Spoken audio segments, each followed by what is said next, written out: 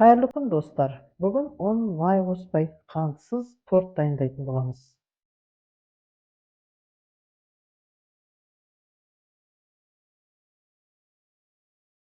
Ол үшін бізге құрма, банан, грек жаңғағы, сүзбе, сұлы бал, сливки мен желатин қажет.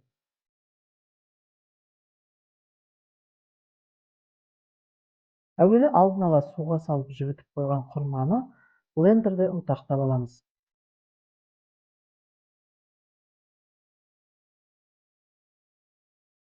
Оның үстінен ұнтақталған жаңғақ пен сұлыны қосып, блендерде араластырамыз.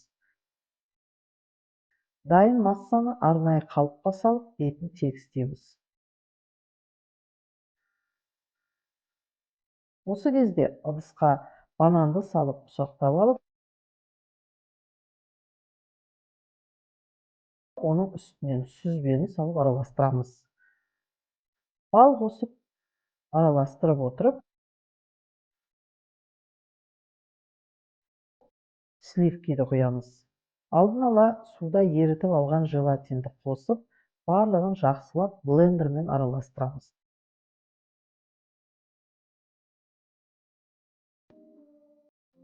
Арнайы ыдысқа жаңғақтың үстінен саламыз.